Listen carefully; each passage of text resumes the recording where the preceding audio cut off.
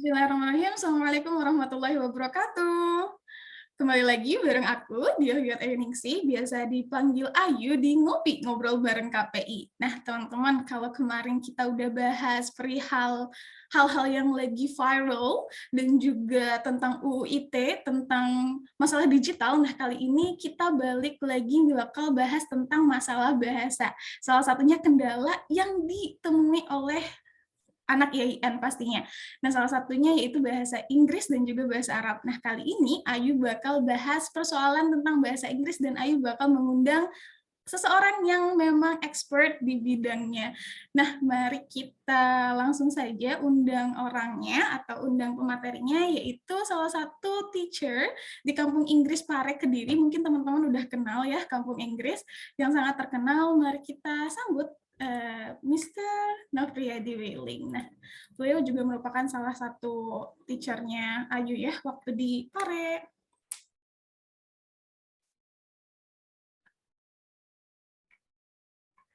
Halo, selamat pagi menjelang siang, Mr. Nofri. Halo, what's up? Halo, what's up? Okay, how are you, sir? Sehat? I'm good, sehat banget, alhamdulillah. Cuma dompetnya yang nggak sehat. Oke, hari ini sibuk apa aja nih, sir? Hari ini persiapan Jumatan, setelah Jumatan ada meeting. Oke, ini nggak ganggu kan ya, sir? Oke, kita bakal memperkenalkan dulu ya teman-teman. Jadi Mr. Nofriyadi Wailing ini adalah salah satu tutor dari Kampung Inggris Pare ya, pernah mengajar di Kampung Inggris Pare. Mungkin teman-teman ada yang udah tahu. Dan beliau juga salah satu teachernya saya, teachernya Ayu waktu di Pare. Jadi kita bakal bahas seputar bahasa Inggris nih, Sir. Nah, banyak banget salah satu pertanyaan yang kayaknya common question banget nih orang-orang tanyakan. Nah, kenapa sih bahasa Inggris itu penting buat dipelajari nih? Apalagi kita-kita yang udah kelahirannya tahun 2000-an gitu. Oh, itu pertanyaannya. Oke, bagus banget pertanyaan. Kenapa sih bahasa Inggris itu penting? Ya kita tahu kan itu udah common banget jawaban buat international language, itu udah common banget. Tapi zaman sekarang jurusan apapun itu, kebetulan saya ambil teknik, jurusan teknik pun harus pakai bahasa Inggris. Buku-bukunya itu bahasa Inggris semua. Coding-coding pakai bahasa Inggris. Kalau kita nggak bisa bahasa Inggris, at least kita harus understand. Kalau kita nggak understand, nggak get it, apa isi di dalam buku itu sulit. Nah, makanya itulah yang disebut slogan, itu bahasa Inggris itu bahasa internasional. Selain itu udah paham semua.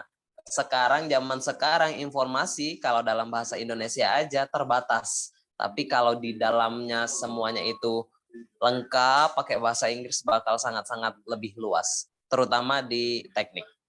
Oke, berarti salah satunya karena memang ketika kita menjadi mahasiswa gitu ya, Sir, itu penting banget ya buat college life kita gitu. Banyak, ya bener banget sih, termasuk Ayu ya. Ayu juga, teman-teman kalau mungkin sedikit cerita, Ayu juga dari anak komunikasi dan banyak banget jurnal-jurnal yang memang adanya tuh di bahasa Inggris gitu. Oke, thank you ya, Iya, Sir. materinya itu lengkapnya. Bener, jadi Iya. kayaknya emang butuh gitu, apalagi kayaknya kalau anak IAIN nih pasti ngerti nih, pasti paham kalau kita ada intensif ya, intensif bahasa Arab sama Inggris, jadi itu memang perlu ya teman-teman. Lalu terus kayaknya kalau udah penting nih, kan katanya tadi penting ya, terus step yang tepat buat belajar bahasa Inggris tuh apa sih? Karena banyak orang yang bilang, aduh belajar bahasa Inggris tuh susah, males gitu, susah banget. Nah, step yang tepat biar belajar bahasa Inggrisnya tuh gampang tuh, Sir, itu gimana ya? Ini khusus untuk para pemula kan yang benar-benar belum paham. Kayaknya iya nih untuk pemula ya, karena banyak teman-teman kita yang mungkin belajar otodidak dari nol banget gitu. Gimana sih stepnya buat belajar supaya lebih mudah gitu? Oke, untuk belajar lebih mudah itu jangan pernah kita belajarnya itu langsung ke grammar. Karena itu benar-benar masuknya kayak kita diatur. Padahal bahasa itu nggak seperti itu.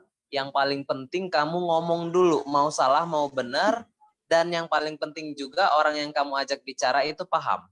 Kosakata itu nomor 1, kalau nggak kosakata nggak semua bahasa Inggris. semua bahasa yang paling penting kosakata. Ketika kita udah tahu kosakata, baru ke arah pengucapan dan berbicara. Nanti grammar itu di level akhirnya, di akhir banget. Tetapi di Indonesia kebanyakan mereka belajar teori dulu. Itu kesalahan yang sangat-sangat fatal. Mereka belajar teori dulu, nggak belajar kosakata segala macam. Ujung-ujungnya mereka takut salah. Padahal kalau bahasa, step pertama yang harus dilakukan ialah kalian belajar kosakata baru ke speaking. Kosakata berserta pengucapannya ya. Gampang kok sekarang, nggak usah bawa kamus kemana-mana, tinggal download kamus, udah benar-benar bisa offline, bisa online, didengerin cara ngomongnya, langsung kalian praktekin. Itu sih step pertama, itu kosakata sama langsung ke pengucapan, ke speakingnya. Jangan dulu ke grammar, itu kesalahan. Oke, itu berarti termasuk kesalahan umum juga ya. Pembelajar tuh rata-rata belajar grammar, akhirnya Iya mereka benar. merasa, oh kita harus ngomong tuh kayak gini nih, tapi ternyata ketika praktek Iya. nggak gitu juga ya. Oke. Terus Hmm. source-nya nih buat belajar Yang kan? benar-benar bikin amazed tuh source-nya itu Source buat sebenarnya kalau belajarnya. untuk belajar bahasa Inggris itu sebenarnya tergantung di kitanya.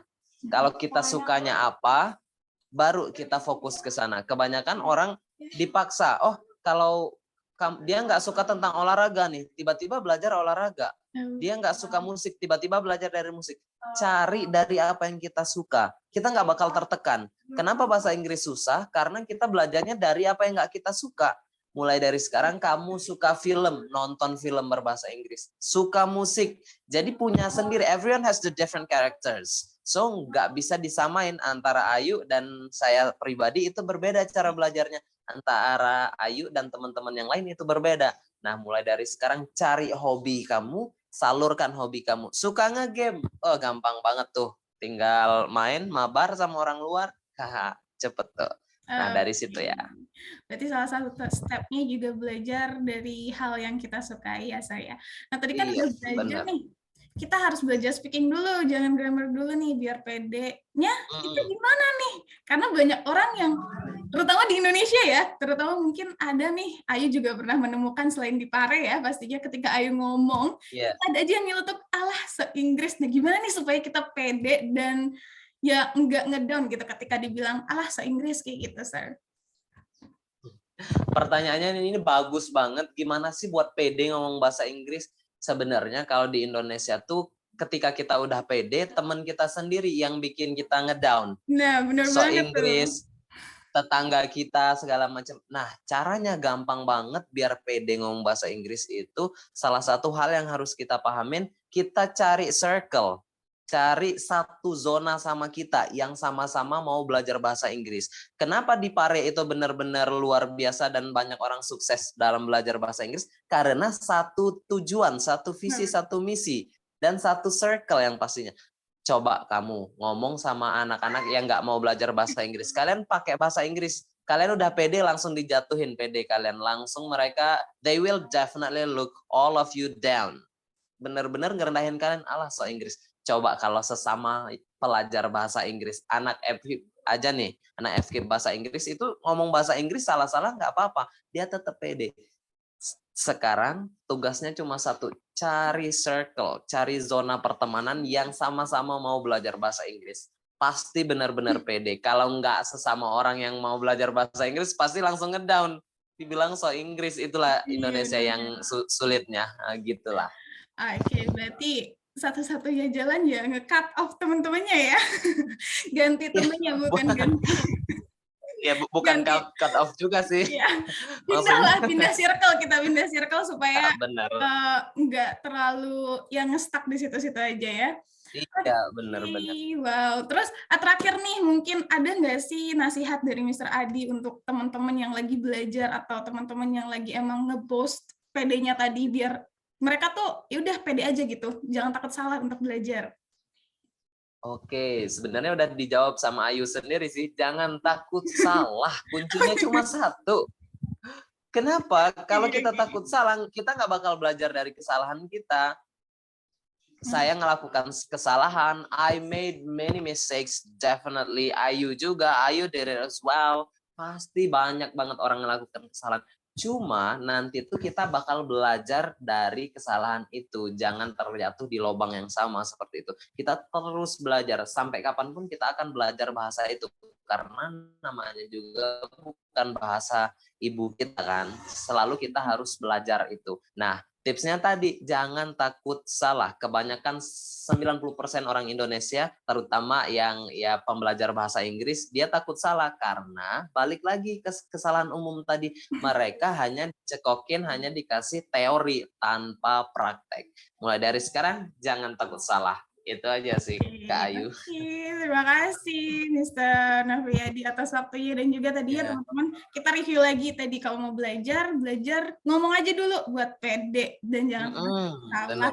Kalau teman-temannya nanti umpama ngejudge, pindah circle teman-teman. Jadi jangan sampai wajib banget ya, itu. benar.